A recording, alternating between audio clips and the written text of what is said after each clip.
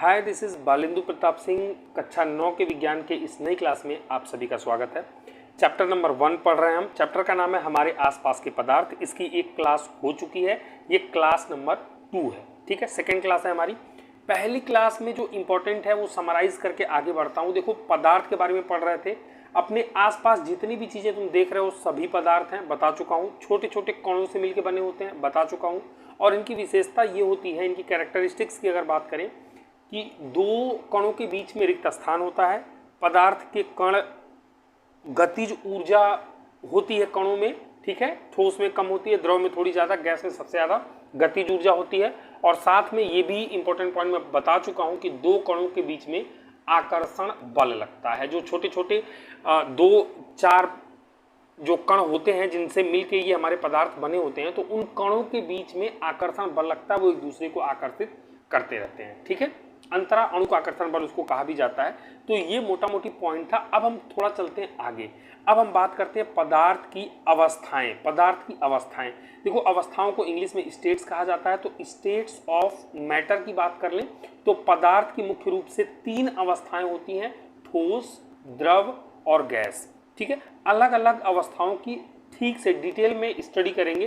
तो सबसे पहले जो है ठोस की विवेचना कर लेते हैं, ठोस के बारे में पढ़ लेते हैं, उसके बाद द्रव पढ़ेंगे, फिर उसके बाद गैस पढ़ेंगे। ठीक है, आगे चलते हैं, देखिएगा। चलिए देखिए, ठोस अवस्था की बात कर रहे हैं। ठोस अवस्था या फिर इंग्लिश में द सॉलिड स्टेट की, सॉलिड मीन्स होता है ठोस, सॉलिड स्टेट की बात कर रहे हैं। ठीक है, सॉलिड स्टेट की बात कर रहे हैं। देखिएगा, ठोस के बारे में आप सभी को पता होगा, वैसे कक्षा 8वीं में भी पढ़ा होगा, नहीं पढ़ा है तो एक बार यहाँ देख लीजिए। कहता है कि ठोस पदार्थ की वह अवस्था है जिसमें उसका आयतन तथा आकार दोनों निश्चित होता है। ये इंपॉर्टेंट है कि आयतन और आकार ये दोनों निश्चित होता है, किसका? ठोस अवस्था का। ठीक है, उम्मीद करता हूँ समझ पा रहे होंगे। आसान सा है। एग्जाम्पल के तौर पे क्या है, ईंट है, पत्थर है, बॉल गेंद वगैरह जो खेलते हो, कार, पेन, कुर्सी, ये सब आदि बहुत सारी ऐसी चीजें हैं जो किस अवस्था में आती हैं? ठोस अवस्था में। एक एग्जाम्पल जैसे मैंने यहाँ पे देखो लिया हुआ है, ये ईंट है। ये क्या है? ये एक ईंट बनाया है मैंने। एक्चुअली मैंने ये बताया कि ये छोटे छोटे कणों से मिलके बना हुआ है। अब तुम देख रहे हो कि एक तो ईंट के ये जो कण हैं ये बहुत ही अच्छे तरीके से व्यवस्थित हैं, बहुत ही प्यार से रखे गए हैं, सजा के रखे गए हैं। और जब भी देखो कोई चीज़ सजा के रखी गई होती है ना, तो उसमें अपने आप एक मजबूती आ जाती है। जब घर में तुम जैसे अगर मान लो घर में या वैसे भी तुम देखना, जैसे ईंट है, अगर ईंट चूंकि हम देख रहे हैं एग्जाम्पल के तौर पे, देखो ईंट है, अगर ईंट के ऊपर ईंट ऐसे तुम सजा के रखोगे ना, तो ये एक अलग ही मजबूती प्रदान करेगा। और ऐसे अगर ऊबड़ खाबड़ रख दोगे तो इसमें मजबूती नहीं होगी। तो एक तो ये व्यवस्थित होते हैं, साथ ही साथ इनके कणों के बीच में, दो कणों के बीच में जो स्थान है, खाली स्थान है, वो बहुत कम होता है। और इसीलिए इनके बीच में जो आकर्षण बल लगता है दो कणों के बीच में, वो बहुत ज़्यादा अधिक होता है। इसीलिए इनकी जो गतिज ऊर्जा होती है, क्योंकि दो कण आपस में बहुत कम दूरी पे हैं, आकर्षण बल ज्यादा है, एक दूसरे को खींच रहे हैं, कह रहे हैं भैया हम तुम्हें कहीं भी भागने नहीं देंगे, हमारी गहरी मित्रता है, गहरी दोस्ती है, हम ये सारे एक दूसरे को कह रहे हैं कि भैया हम तुम्हें छोड़ के कहीं जाने वाले नहीं है। तो इसलिए इनकी जो गतिज ऊर्जा होती है वो लगभग कह सकते हो कि नगण्य होती है, ना के बराबर होती है। इसीलिए ये गति नहीं कर सकते हैं, बहुत ज़्यादा पावरफुल होते हैं, एक दूसरे में बहुत ज़्यादा बंधे हुए होते हैं, आकर्षण बल बहुत अधिक होता है। यही कारण है कि इसका जो आकार है वह निश्चित होता है, और यही कारण है कि जो इसका आयतन होता है वह भी कैसा होता है? वह भी निश्चित होता है। याद रखना, गतिज ऊर्जा नगण्य होती है, और चूंकि आयतन निश्चित है, आकार निश्चित है, आकर्षण बल दो कणों के बीच में बहुत ज्यादा है, तो इसीलिए ये बहुत मजबूत होते हैं। कह सकते हो कि इनके अंदर दृढ़ता पाई जाती है। याद रखना, इंपॉर्टेंट लाइन बता रहा हूं, दृढ़ता का गुण पाया जाता है। कह सकते हो कि जो ठोस होते हैं, ये जो ठोस अवस्था होती है, इस अवस्था में जो भी पदार्थ होंगे वो बहुत ही ज्यादा दृढ़ होते हैं। दृढ़ मतलब होता है बहुत मजबूत होना, जिसको आसानी से तोड़ा नहीं जा सकता है, जिसको आसानी से उसका आकार वगैरह नहीं बदला जा सकता, बहुत मजबूत होते हैं। मेन कारण आपको समझ में आ गया होगा, अंतरा अणु का स्थान का कम होना और आकर्षण बल का अधिक होना। ठीक है, और साथ में इनके कण एक बहुत ही अच्छे प्रॉपर तरीके से व्यवस्थित भी होते हैं। तो ये सारी जो कहानी मैंने बताई, ये किसकी बता दी, ये ठोस अवस्था की बता दी, सॉलिड स्टेट की बता दी। उम्मीद करता हूँ समझ में आ रहा होगा। अगर आ रहा है फटाफट से वीडियो को लाइक कर देना और चैनल को सब्सक्राइब तो आप कर ही लोगे, मुझे पता है। मेहनत से पढ़ाई करो, देखो टाइम पास करके कोई कुछ होने वाला नहीं है, और इससे बढ़िया वीडियो मुझे लगता है नहीं हो सकती है आपके लिए। अगर कोई कमी है वो भी आप कमेंट करके बता सकते हो, मुझे कुछ और भी दिक्कत है या जो भी, अगर आपको अच्छा भी लगता है तो आप तारीफ कर सकते हो, वो मेरे मोटिवेशन के लिए थोड़ा सा बेहतर रहेगा। ठीक है, चलिए आगे चलते हैं। अगर आगे चले तीसरी स्लाइड में देखिए, अब बात करते हैं द्रव अवस्था की। अगर द्रव अवस्था की बात करें या फिर द लिक्विड स्टेट की बात कर रहे हैं, लिक्विड मीन्स क्या होता है, लिक्विड माने होता है द्रव, स्टेट मीन्स होती है अवस्था। तो लिक्विड स्टेट द्रव अवस्था की बात करें तो क्या कह रहा है कि द्रव पदार्थ की वह अवस्था है जिसमें आकार अनिश्चित तथा आयतन निश्चित होता है। देखो इसमें इंपॉर्टेंट पॉइंट क्या मिला है कि इसका जो आकार है, आकार वह अनिश्चित, लेकिन जो आयतन है वह निश्चित होता है। ठीक है, एग्जाम्पल के तौर पे दूध, जल, तेल, घी, जूस आदि बहुत सारे ऐसे एग्जाम्पल हो सकते हैं। जैसे इनमें से कोई भी एक द्रव मैंने इसमें लिया हुआ है, मैंने इनके कणों को दिखाया हुआ है। ठीक है, अब इसमें क्या है, जो दो कणों के बीच की दूरी है ना, वो तुम देखोगे कहीं ना कहीं ठोस से ज्यादा है, ठोस से ज्यादा है दो कणों के बीच की दूरी। अब अगर इन दोनों कणों के बीच की दूरी ठोस से ज्यादा हो गई तो इनके बीच में जो आकर्षण बल लग रहा होगा दूरी ज्यादा होने से, वो थोड़ा सा कम लगेगा। आकर्षण बल क्या होगा, कम लगेगा। और ये उतने ज्यादा व्यवस्थित भी नहीं होते हैं जितने ज्यादा ठोस में व्यवस्था के साथ रखे गए होते हैं। तो जाहिर सी बात है ये थोड़े से कमजोर होंगे किससे, ठोस से। और रही बात आकर्षण बल अगर कम हो गया तो जो वहां पे गतिज ऊर्जा नगण्य थी, यहाँ पे इनको थोड़ी थोड़ी गतिज ऊर्जा मिल जाएगी। जैसे दो व्यक्ति हैं, ऐसे समझो दो व्यक्ति हैं, अगर जो है इन्होंने एक दूसरे का हाथ पकड़ा हुआ है, एक दूसरे का हाथ पकड़ा हुआ है, तो जाहिर सी बात है जितना ज्यादा तेजी से ये एक दूसरे को खींच के रख सकते हैं, उतना ही इन दोनों को अलग करना मुश्किल है, उतना ही इन दोनों को अलग करना मुश्किल है। और इनके बीच में जो हाथ में जो ताकत है वो जितनी कम होगी, इनको अलग करना उतना ही क्या है, आसान है। तो वही बात है, इन दो कणों के बीच में जो दूरी है वो मैंने कहा ठोस से ज्यादा है तो आकर्षण बल कम है, ये जो फोर्स है वो कम है। अगर बल कम है तो जो गतिज ऊर्जा है वो ज्यादा होगी, इनके कणों के इधर उधर भागने की थोड़ी सी जो ऊर्जा है वो ज्यादा होती है, गतिज ऊर्जा ज्यादा होती है। यही कारण है कि जब इन्हें जैसे किसी ढलान वाली जगह पे तुम गिराओगे ना, इसको किसी ढलान वाली जगह पे गिराओगे ना, तो ये वाला कण ऐसे भागने लगता है।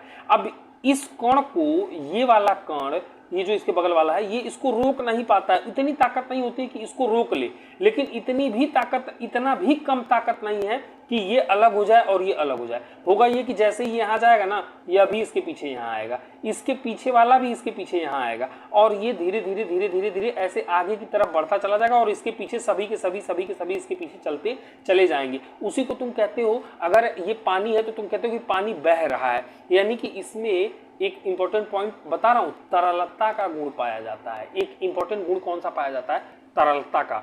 तो द्रव जो है वो हमेशा तरल होते हैं, तरलता का गुण पाया जाता है, ये बहने लगते हैं। और यही कारण है कि जब इन्हें जिस भी बर्तन में रखते हो, अगर इसे तुम गिलास के अंदर रखोगे, गिलास के अंदर अगर तुम भरोगे, तो ये तुम देखोगे कि ऊपर से झांकोगे तो ये बिल्कुल गिलास के आकार के हो जाएंगे। लेकिन देखो, अगर 100 ml अगर पानी है, उसको चाहे तुम बाल्टी में रख दो, चाहे गिलास में, चाहे कटोरे में, चाहे कप में, उसका जो आयतन है वो तीनों चारों केसेस में 100 ml ही होगा, वो नहीं बदलने वाला। इसलिए कहता है कि आयतन तो निश्चित है, लेकिन हाँ, बाल्टी में जाएगा तो बाल्टी के जैसा आकार ले लेता है, गिलास में जाएगा तो गिलास का आकार ले लेगा, कटोरे में जाएगा, कप में जाएगा तो वो उसका आकार ले लेता है। इसीलिए कह रहे हैं कि आकार अनिश्चित है। और कारण तुम्हें समझ में आया होगा, क्योंकि इसमें तरलता का गुण पाया जाता है। क्यों पाया जाता है? क्योंकि इसके कणों के बीच में जो दूरी है थोड़ी ज्यादा होती है, आकर्षण बल कम होता है, गतिज ऊर्जा थोड़ी सी ज्यादा हो जाती है। उम्मीद करता हूं आपको द्रव अवस्था प्रॉपर्ली समझ में आ गई होगी।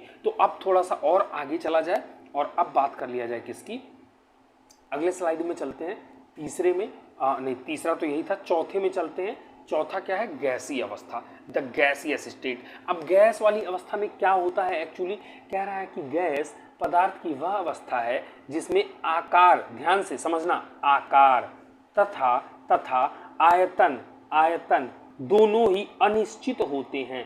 यानी गैस एक ऐसी अवस्था है जिसमें आयतन और आकार दोनों ही अनिश्चित होते हैं, फिक्स नहीं होते हैं। एग्जाम्पल है हवा, carbon dioxide gas, oxygen gas आदि। बहुत सारी गैसें जो हैं वो सभी की सभी क्या कहलाती हैं, कौन सी अवस्था में पाई जाती हैं, गैसीय अवस्था में पाई जाती हैं, गैसीय अवस्था में पाई जाती हैं। याद रखो इसका आकार और आयतन दोनों ही अनिश्चित होता है। मैं कारण बता रहा हूँ। जैसे देखो एक बलून है, बलून के अंदर तुमने हवा भर दिया, चूंकि गैसीय अवस्था, हवा क्या है, गैसीय अवस्था का एग्जाम्पल है, तुमने हवा भर दी, गैस भर दिया इसके अंदर, गुब्बारे के अंदर। अब तुम देखोगे इनके जो कणों के बीच में दूरी है वो बहुत ज़्यादा है। इनके दो कणों के बीच में जो दूरी है ना, ये कहीं ना कहीं ठोस और द्रव से बहुत ही ज़्यादा होती है।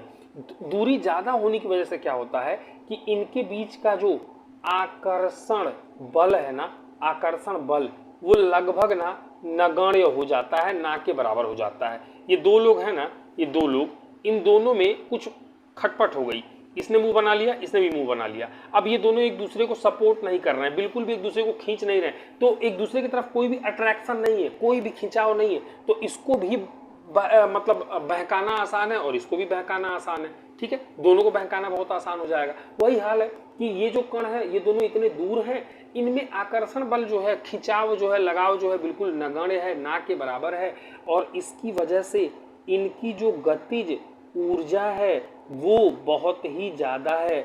और गतिज ऊर्जा ज़्यादा होने की वजह से पता है क्या होगा, ये ना भागेगा। इसको ये वाला, ये वाला, ये वाला, ये वाला, ये वाला या ये वाला कोई भी इसको रोकने वाला नहीं है। सेम ये भी भागेगा, इसको भी ये वाला कोई भी रोकने वाला नहीं है, क्योंकि आकर्षण बल है नहीं।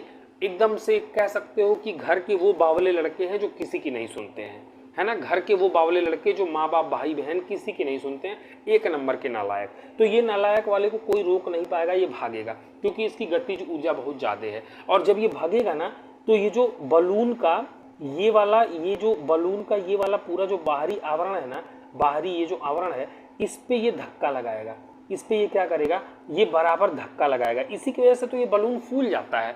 और देखो गैस की एक आदत होती है, ये गैस जिस भी बर्तन में रखा जाएगा, कमरे में छोड़ा जाएगा, जहां भी इसको रखोगे तुम, वो वहां पे फैल जाता है, पूरा उसको कवर कर लेता है, पूरा उसको भर देता है, उस कमरे को भर देता है, उस जगह को भर देता है, क्योंकि ये बिल्कुल सब के सब भागना शुरू कर देते हैं, इधर उधर फैलना शुरू कर देते हैं, और वो पूरा का पूरा कमरा ऑक्यूपाई कर लेते हैं। तो यानी कि ये इसकी अगर कमरे में गैस छोड़ोगे ना, तो कमरे की दीवारों पर भी वो दाब लगाएगा।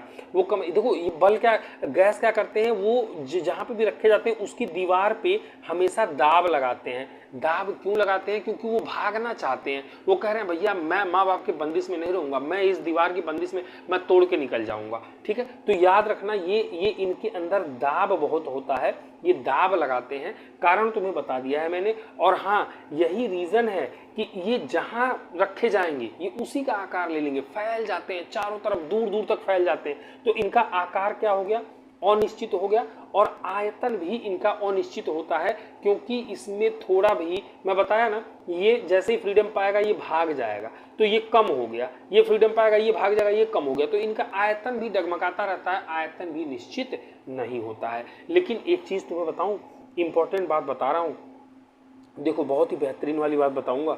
एक सेकंड, थोड़ा स्पेस बनाता हूं मैं पहले।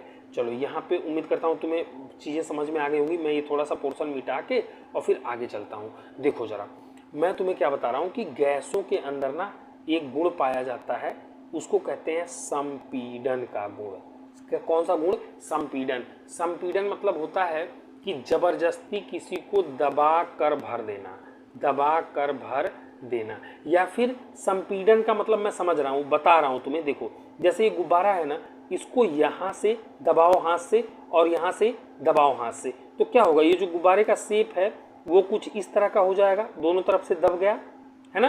तो ये दब गया ना, इसी को हम कह देंगे कि ये संपीड़ित हो गया। ये क्या हो गया, संपीड़ित हो गया। तो दबाकर भरना संपीड़न कहलाता है। और याद रखो, गैस के अंदर जो गैसीय अवस्था होती है, इस अवस्था के अंदर संपीड़न सबसे ज्यादा होता है। संपीड़न सबसे ज्यादा क्यों, क्योंकि देखो ना, ये जो कण है इसके इतने दूर दूर है ना, अगर मान लो इसको हम लोग किसी भी तरह से कवर कर लें, इसको किसी एक बर्तन में भर दें, अब भरने के बाद अगर इसको हम दबाएं तो ये और ये देख लो कितना जगह घेरा है। इसको चाहे तो हम जबरदस्ती दबा के इसके पास कर सकते हैं, इसको चाहे तो जबरदस्ती दबा के इसके पास कर सकते हैं, इसको भी इसके पास कर सकते हैं, इसको भी इसके पास कर सकते हैं, इसको भी इसके पास कर सकते हैं। अब तुम देख रहे हो कि इतना बड़ा जो पूरा फैला हुआ था वो इतने में भर गया, इतने छोटे में भर गया। यानी अगर गैसों को एक जगह से दूसरी जगह ले जाना है ना तो इनका संपीड़न बहुत ज़्यादा होता है। इनको संपीड़ित करके क्या करो, तुम छोटे छोटे चीज़ों में भर दो और भर के जहाँ मर्जी वहाँ लेके चले जाओ। इनको भर भी सकते हो क्योंकि इनके दो कणों के बीच में जगह इतना ज़्यादा है, जबरदस्ती इनको पास लाओ और पास ला के क्या करो, भर दो। समझ गए? तो संपीड़न बहुत ज़्यादा होता है और इनको तुम एक सिलेंडर में, है ना, सिलेंडर में या फिर कह सकते हो कि किसी भी एक बॉक्स में, बर्तन में तुम चाहो तो इसको दबा करके भर सकते हो। ठीक है, देखो इसके बारे में थोड़ा सा बात और करेंगे, अभी इसको ऐसे नहीं छोड़ेंगे। एक बात करते हैं, देखो एक बात आती है एलपीजी। एलपीजी मतलब क्या? एलपीजी इसका फुल फॉर्म अगर देखोगे तो लिक्विफाइड पेट्रोलियम गैस। एलपीजी का फुल फॉर्म, मोस्ट इंपॉर्टेंट चीज बता रहा हूं मैं, लिक्विफाइड पेट्रोलियम गैस, एलपीजी। ये इसको हिंदी में द्रवित पेट्रोलियम गैस भी कहा जाता है। कौन सा? द्रवित पेट्रोलियम गैस भी कहा जाता है। एलपीजी या लिक्विफाइड पेट्रोलियम गैस का यूज क्या है? घरों में प्रयुक्त होने वाली गैस है। ये घरों में प्रयुक्त होने वाली गैस है। वो जो सिलेंडर आता है ना, सिलेंडर आता है घर में, खाना बनाते हो आजकल तो गैस पे ही लोगों का खाना बन रहा है, उसके अंदर कोई पूछे कौन सी गैस भरी हुई है तो तुम कहोगे एलपीजी है। फुल फॉर्म क्या है? लिक्विफाइड पेट्रोलियम गैस है या फिर द्रवित पेट्रोलियम गैस है। उसके अंदर गैस को दबा दबा के भर दिया गया है। अब चूंकि गैस का कण स्वतंत्र होता है, ये तो भागना चाहेगा। जैसे ही तुम, जो सिलेंडर होता है ना, ये जो सिलेंडर होता है मोदी जी वाला सिलेंडर, इसका जैसे ही तुम यहाँ पे जो नोब होता है इसको खोलते हो, इसे यहाँ पाइप लगी होती है, जैसे ही यहाँ पे तुम वो जो क्या कहते हैं उसको, रेगुलेटर ऑन करते हो तो ये गैस जगह मिलती है इसको यहाँ पे, और यहाँ से निकल के वो भागना चाहती है, भागती है। और यहाँ तुम लगा रखते हो चूल्हे में लगा होता है। बर्नल यहाँ से घुस के ऐसे निकलती है, इसी में लगा देते हो। आग क्योंकि बहुत ज़्यादा ये ज्वलनशील होती है, जलने लगती है, उस पर तुम खाना बना लेते हो। तो ये पूरी कहानी होती है एलपीजी की। और ऐसे ही एक गैस होती है सीएनजी, जिसको कहते हैं कॉम्प्रेस्ड नेचुरल गैस या हिंदी में संपीड़ित प्राकृतिक गैस। ये वो वाली गैस होती है ना जो वाहनों में भरी जाती है। तुमने सुना होगा, अरे कहते हो कि अरे वो गैस वाली कार है ना, गैस से चलती है, कार आती है आजकल, बहुत सारी कारें आने लगी हैं, ट्रक भी आने लगे हैं, बस भी आने लगे। कहते हो अरे वो सीएनजी वाली है, कहते हो सीएनजी वाली गाड़ी है, मतलब कॉम्प्रेस्ड नेचुरल गैस वाली गाड़ी है, संपीड़ित प्राकृतिक गैस का यूज हो रहा है उसमें, और ये वाहनों में ईंधन के तौर पर प्रयुक्त होने वाला गैस है और इसकी मदद से गाड़ी चलाई जाती है। और कोविड में ऐसे ही ऑक्सीजन सिलेंडर जो है, ऑक्सीजन की कमी हो गई थी, ऑक्सीजन लोगों को पहुंचाने के लिए ऑक्सीजन को क्या कर रहे थे, फैक्ट्री लैब में से ऑक्सीजन को एक सिलेंडर में भर के और अस्पतालों तक पहुंचा रहे थे, वहां से लोगों की जान बचाई जा रही थी। तो कुल मिला के खेल किसका है? खेल है संपीड़न का। इसकी संपीड़ितता ज़्यादा होती है, जबरदस्ती चाँप के हम लोग क्या कर लेते हैं, भर लेते हैं। उम्मीद करता हूँ यहाँ तक आपको बड़े प्यार से समझ में आया होगा। स्लाइड नंबर आई थिंक ये 5 है। हाँ चलिए आगे चलते हैं। अभी आपका पीछा नहीं छूटेगा, थोड़ा और पढ़ना पड़ेगा भाई। आज देखो जो टॉपिक स्टार्ट कर रहे हैं उस टॉपिक को हम खत्म भी करेंगे, ऐसा नहीं है कि बीच में आधा अधूरा छोड़ के निकल गए, ठीक है। ऐसी वाली गलती हम नहीं करेंगे, ठीक है। ये 5वीं स्लाइड, नोट्स पूरा आप लिख लिया करो, ठीक है, नोट्स पूरा आप लिख लिया करो। देखो यहाँ पे बहुत सारी अच्छी चीज़ें मैंने बताई हैं। अब थोड़ा सा आगे चलते हैं। अब कुछ एक काम करते हैं ना, देखो यहाँ पे लिखा हुआ प्रश्न, यहाँ पे क्या लिखा हुआ है, प्रश्न। कुछ अच्छे प्रश्नों को हल कर लेते हैं, कुछ एक अच्छे सवालों को हल कर लेते हैं। देखते हैं कि जो हमने पढ़ा है क्या उसकी मदद से हम कोई चीज़ बता पा रहे हैं। सॉरी अगर थोड़ी सी आवाज़ आई हो तो कुछ गिरा है मेरे रूम में इसलिए आ रही होगी, ठीक है। तो अगर मैं कह रहा हूँ कि क्या हम आंसर कर पाते हैं, देखो जब तक पढ़ाई बेकार है, जब तक हम आंसर, भाई वो धनुर्विद्या का क्या ही मतलब, अगर हम रावण का वध ही नहीं कर पा रहे हैं, अगर हम राक्षसों को मार ही नहीं पा रहे हैं, मतलब अगर सवाल नहीं लगा पा रहे हैं, पढ़ाई का क्या फ़ायदा है, कोई फ़ायदा नहीं। तो क्वेश्चंस करते हैं। चलिए पहले क्वेश्चन पे चलते हैं। पहला क्वेश्चन कह रहा है, देखो इंपॉर्टेंट है, मस्त चीज़ बताऊंगा। किसी तत्व के द्रव्यमान प्रति इकाई आयतन को घनत्व कहते हैं। ये तो इंफॉर्मेशन शेयर कर रहा है वो आपसे, यानी कि वो कह रहा है कि किसी तत्व के द्रव्यमान प्रति इकाई आयतन को घनत्व कहते हैं। सिंपल शब्दों में घनत्व बराबर द्रव्यमान बटे आयतन कह रहा है। सिंपल शब्दों में कह रहा है कि घनत्व क्या होता है। अगर बेटा आपसे कोई पूछ ले कि घनत्व क्या होता है तो कहोगे गुरुजी घनत्व बराबर होता है द्रव्यमान बटे आयतन। घनत्व को ना डेंसिटी D से दिखाते हैं, द्रव्यमान को मास M से दिखाते हैं, और आयतन को ए से दिखाते हैं, तो D बराबर m इंटू ए भी होता है, या अगर तिर्यक गुणा कर दो तो m बराबर D इंटू ए भी होता है। बशर्ते छोड़ो मत दिमाग लगाओ, घनत्व बराबर द्रव्यमान बटे आयतन याद रखो, बड़ा काम आएगा। कह रहा है कि अब ये तो इन्फॉर्मेशन उसने दी, तुम्हें बताया कि घनत्व क्या होता है, एक एक्स्ट्रा नॉलेज मैंने भी दे दी आपको। अब ये कह रहा है कि बढ़ते हुए घनत्व के क्रम में निम्न को व्यवस्थित करें। अब कुछ एक चीजें जैसे कि वायु, चिमनी का धुआं, शहद, जल, चाक, रुई और लोहा, कह रहा है इनको ना घनत्व के क्रम में, बढ़ते हुए क्रम में व्यवस्थित करिए, यानी कि सबसे पहले सबसे छोटा, फिर उससे ज़्यादा, फिर उससे ज़्यादा, फिर उससे ज़्यादा। तो देखो इसमें अगर बात करें हम लोग वायु की और चिमनी के धुएं की, तो ये है गैस, और गैस का घनत्व, जाहिर सी बात है गैस का घनत्व सबसे कम होगा, गैस का घनत्व सबसे कम होगा। क्यों? क्योंकि गैस के कण बहुत दूर दूर होते हैं ना, इसलिए इसका आयतन जो जगह घेर रहा है ये ज़्यादा घेर रहा होगा। आयतन अगर ज़्यादा हुआ तो घनत्व अपने आप कम हो जाएगा। ठीक है, गैसों में जो कण होते हैं बहुत दूर दूर होते हैं, घने नहीं होते हैं। तो यानी कि वायु और चिमनी का धुआं, तो मेरे ख्याल से 1 नंबर पे आ जाएगा वायु, 2 नंबर पे आ जाएगा चिमनी का धुआं, ये ज़्यादा थोड़ा घना होगा। वायु में तो फिर भी थोड़े से कण मतलब दूर दूर होते हैं, चिमनी के धुएं में तो ज़्यादा ही। इसके बाद चलते हैं, देखो ये जल और शहद, ठीक है, ये क्या है, ये द्रव है, तो इसके बाद इनका नंबर आ जाएगा। तीसरे नंबर पे जल आ जाएगा, चौथे नंबर पे शहद आ जाएगा, क्योंकि तुमने देखा होगा जल का घनत्व तो थोड़ा कम होता है, शहद बहुत गाढ़ा होता है, ठीक है, होता द्रव है, तो इसलिए चौथे नंबर पे। अब बारी आती है सबसे ज़्यादा घनत्व किसका होगा, ठोस का होता है। तो इसमें ठोस कौन कौन है, चाक है, रुई है और लोहा है। लोहा सबसे ज़्यादा मजबूत होता है, तो ये सबसे अंतिम में आएगा, यानी कि ये 6वें नंबर पे आ जाएगा। चाक और रुई में रुई का घनत्व तो कम होगा, तो ये चाक आ जाएगा 5वें पे और रुई आ जाएगी 4थे पे। रुई थोड़ा सा हल्का हल्का सा होता है ना, देखा होगा फूला फूला सा, तो 4थे पे। फिर उसके बाद घना कौन है, चाक 5वां, सबसे घना कौन होगा, लोहा सबसे मजबूत भी होता है। तो घनत्व के क्रम में हमने क्या किया, व्यवस्थित कर दिया। घनत्व मतलब कि जिसके कण पास पास होंगे ना उसका घनत्व ज़्यादा होगा, जिसके कण दूर दूर होंगे उसका घनत्व कम होगा, जिसके कण बहुत दूर दूर होंगे उसका घनत्व बहुत कम होगा। ठीक है, घनत्व कैसे निकलता है बेटा, द्रव्यमान बटे आयतन से निकलता है, आगे बड़ा काम आएगा। ठीक है, याद रखना। चलो आगे चलते हैं। आगे क्या कह रहा है कि पदार्थ की विभिन्न अवस्थाओं के गुणों में होने वाले अंतर को सारणीबद्ध कीजिए। मतलब जानते हो बेटा क्या कह रहा है, ये कह रहा है कि ठोस, द्रव और गैस में ना उनकी प्रॉपर्टीज के हिसाब से अंतर बताओ। ठोस, द्रव और गैस में उनकी प्रॉपर्टीज के हिसाब से अंतर बताओ। तो मैं ये पक्का बता रहा हूँ आपको, मेरे चैनल पे तुम शॉर्ट वीडियो में जाओ, और शॉर्ट वीडियो में ना 1 मिनट से कम में मैंने पूरा का पूरा ठोस, द्रव और गैस में अंतर एक्सप्लेन किया है, उनके गुणों के साथ। वहां से देख लेना, बड़ा मजा आ जाएगा तुम्हें, ये आंसर भी आपको वहां से मिल जाएगा। आगे चलते हैं। कह रहा है निम्न पर टिप्पणी कीजिए। क्या टिप्पणी करना है, किस पे टिप्पणी करना है, दृढ़ता क्या होती है बताया है मैंने, मत कहना नहीं बताया, ठोस में मैंने बताया है। संपीड्यता क्या होती है ये भी बताया मैंने। तरलता क्या होती है ये भी बताया मैंने। घनत्व के लिए अभी पढ़ाया मैंने, मत कहना कुछ भी कि नहीं बताया, सारा पीछे पढ़ा चुका हूँ, ध्यान से देख लो। और बर्तन में गैस का भरना, क्या बात है, ये भी मैं आपको एक्सप्लेन कर चुका हूँ। चलिए आगे चलते हैं, कुछ सवालों के जवाब और ढूंढ लेते हैं। ये मेरे ख्याल से कौन सी स्लाइड थी, ये हाँ ये वाली थी 6वीं, यानी कि अब चलते हैं 7वीं नंबर के स्लाइड पे। अब सवाल देखते हैं। कह रहा है कारण बताइए। क्या क्या किसका कारण बताना है। कह रहा गैस पूरी तरह उस बर्तन को भर देती है जिसमें इसे रखते हैं। क्या बात है, इसको मैंने अभी थोड़ी देर पहले एक्सप्लेन किया है। आगे चलते हैं। देखो कमेंट करके बताना अगर तुम्हें लगता है कि नहीं किया है तो, बट किया है मैंने, प्रॉपर एक्सप्लेन किया, इसमें कोई दो राय वाली बात नहीं है। कह रहा गैस बर्तन की दीवारों पर दबाव डालती। अरे क्या बात है, अभी भी एक्सप्लेन किया था इसे मैंने थोड़ी देर पहले।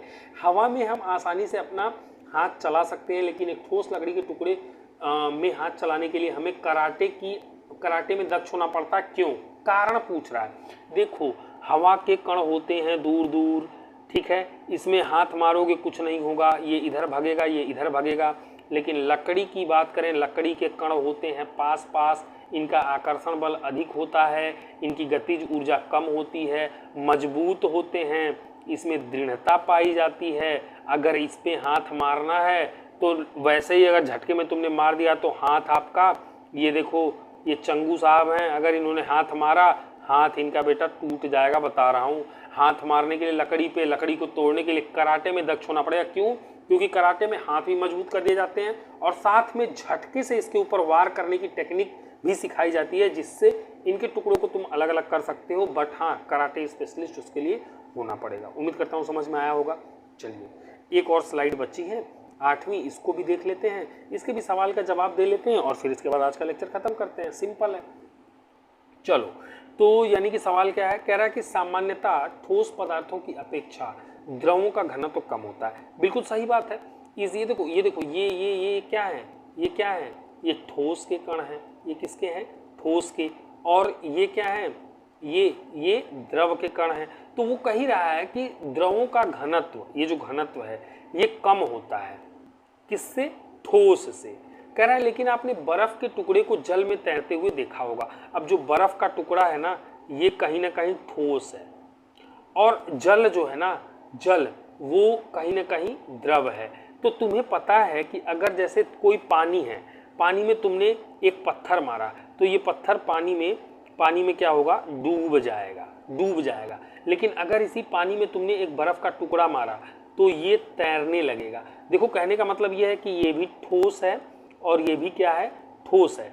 लेकिन ये जो बर्फ है वो तैर रहा है, जबकि ये पत्थर है वो डूब गया, है ना।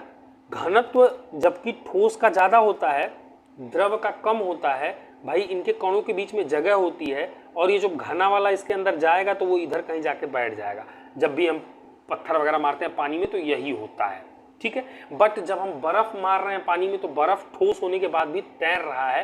कह रहा है कि पता लगाइए ऐसा क्यों होता है, पता लगाइए ऐसा क्यों होता है। तो मैं आपको बताता हूँ ऐसा क्यों होता है, ठीक है। मैं आपको बताता हूँ ऐसा क्यों होता है। एक बार थोड़ा स्पेस बनाने दीजिए, इसको इरेज करता हूँ मैं। हाँ, इसको इरेज करते हैं। चलिए, तो अब जो है ये कह रहा है कि बर्फ के साथ ऐसा क्या हो रहा है कि बर्फ पानी पर तैर रहा है। देखो, अभी थोड़ी देर पहले मैंने तुम्हें पढ़ाया था कि घनत्व जो है ये बराबर होता है किस, क्या होता है? द्रव्यमान और बटे आयतन के। द्रव्यमान बटे आयतन के, ये पढ़ाया है मैंने। हाँ, बिल्कुल पढ़ाया है।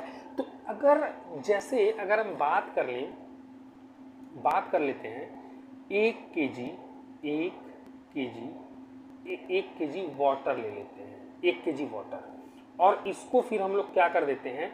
बर्फ़ बना देते हैं। इसको जमा के क्या कर देते हैं? बर्फ़ बना देते हैं। तो बर्फ़, जाहिर सी बात है, 1 केजी पानी है तो 1 केजी बर्फ़ बनेगा। द्रव्यमान बदलने वाला नहीं है, द्रव्यमान वही रहेगा। लेकिन जब भी ध्यान देना, तुम पानी को बर्फ़ बनाने के लिए जब तुम फ्रिज में रखते हो, जिस भी बर्तन में तुम रखोगे, तुम देखोगे कि जैसे अगर तुमने गिलास में बर्फ़ जमने को रखा है, सपोज करो तुमने किस में रखा है? गिलास में। तो यहाँ तक तुमने पानी भर के रखा है ना, जब ये बर्फ़ बनेगा और गिलास वही है, इसको निकालने जाओगे तो तुम देखोगे बर्फ़ यहाँ तक चढ़ जाएगा, पूरा थोड़ा ज़्यादा बनता है। यानी कि जमने के बाद ना इसका जो आयतन है वह ज़्यादा हो जाता है। जमने के बाद आयतन क्या होता है? बढ़ जाता है। तुम खुद जमा के देख लेना, ठीक है। आयतन बढ़ जाता है। तो देखो, द्रव्यमान तो बढ़ा नहीं लेकिन आयतन क्या हुआ? बढ़ गया। द्रव्यमान तो बढ़ा नहीं लेकिन आयतन क्या हुआ? बढ़ गया। जैसे मेरी बात सुनो, अगर द्रव्यमान पहले 100 था, अभी भी 100 है, पहले आयतन 20 था, अब मान लो बढ़ के 25 हो गया, तो तुम देखोगे ये 20 25 100, अब 25 चौके 100। घनत्व तो पहले 5 था, अब घनत्व तो कितना हो गया? 4 हो गया। घनत्व तो कम हो गया। ये घनत्व जो है वो क्या हो गया?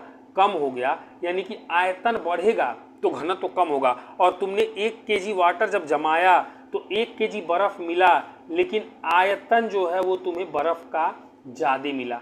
आयतन ज़्यादा मिला तो बर्फ का घनत्व तुमको कम मिलेगा। और घनत्व जब कम होगा, यानी कि अब तुमने क्या सीखा? एक्चुअली तुमने सीखा क्या? जरा देखना, अब इन सारी कहानियों से तुमने क्या सीखा है? देखो, तुमने क्या सीखा? तुमने सीखा कि बर्फ का, ओहो कहाँ गया, हाँ, बर्फ का जो घनत्व है, घनत्व वह पानी से कम होता है, पानी से कम होता है। बर्फ का घनत्व जो है, बर्फ का घनत्व, ये हटा दो, बर्फ का घनत्व पानी से कम होता है। यानी कि अगर हम बात करें बर्फ़ का घनत्व कम होगा जबकि जल का घनत्व ज़्यादा होगा, यानी कि जल के कण पास पास होंगे जबकि बर्फ़ के कण देखा जाए तो दूर दूर होंगे। दूर दूर होंगे तो ये पानी में जगह नहीं बना पाएंगे क्योंकि पानी ही घना है, किससे? बर्फ़ से। हमेशा याद रखो, ज़्यादा घनी चीज़, घनत्व जिसका ज़्यादा होगा ना वह कम घनत्व वाली चीज़ में डूब जाएगा। कम घनत्व वाली चीज़ में क्या होगा? डूब जाएगा। और ज़्यादा घनत्व वाली चीज़, ज़्यादा घनत्व वाली चीज़ कम घनत्व के ऊपर तैरती रहेगी। कम घनत्व, ज़्यादा घनत्व वाली चीज़, ज़्यादा घनत्व वाली चीज़ जो होगी, हाँ, ज़्यादा घनत्व वाली चीज़ वो कम घनत्व वाली चीज़ के ऊपर तैरती रहेगी। यानी कि उल्टा बोल दिया मैंने, मैं क्या कह रहा हूं कि ज़्यादा घनत्व ज़्यादा होगा तो कम घनत्व में उसको डालोगे तो वो डूब जाएगा। लेकिन अगर घनत्व कम हुआ, उसे ज़्यादा घनत्व वाली चीज़ में डालोगे तो वो उसके ऊपर तैरेगा। जैसे कहने का मतलब ये है कि देखो मैं तुम्हें बता रहा हूँ, जैसे ये क्या है? ये मान लो जल है। ये क्या है? जल है। इसके ऊपर तुम डाल देना तेल। क्या डाल देना? तेल। तो तेल जो है वह तैरने लगेगा। कहाँ? पानी के ऊपर। जानते हो क्यों? क्योंकि ये जो ऑयल है, तेल है, इसका जो घनत्व है ये कम होता है। किससे? जल से। जल से कम होगा तो ये तेल जल के ऊपर क्या करेगा? तैरेगा। ऐसे ही जो बर्फ है, इसका जो घनत्व है वह कम होता है। किससे? जल से। तो ये जल के ऊपर जब भी आएगा ना तो ये तैरेगा। ठीक है। और अगर पत्थर डालोगे, ये मान लो पत्थर है, इसका घनत्व जल के घनत्व से बहुत ज़्यादा है, तो इसको इसमें डालोगे तो ये क्या होगा? ये डूब जाएगा। उम्मीद करता हूँ तुम्हें समझ में आया होगा। अगर कोई कन्फ्यूज़न हो तो मुझे बताना, अगर समझ में आ गया होगा तो भी बताना। आज के लिए इतना ही रखते हैं। ठीक है। उम्मीद करता हूँ इस सवाल का जवाब भी आपको मिल गया होगा। और बाकी वीडियो को लाइक कर दीजिएगा, चैनल को सब्सक्राइब कर लीजिएगा, दोस्तों में शेयर तो आपको ज़रूर करना है। आज के लिए इतना ही रखते हैं। अगली क्लास में ऐसे ही बिल्कुल डिटेल में फिर से पढ़ेंगे। Thank you for watching.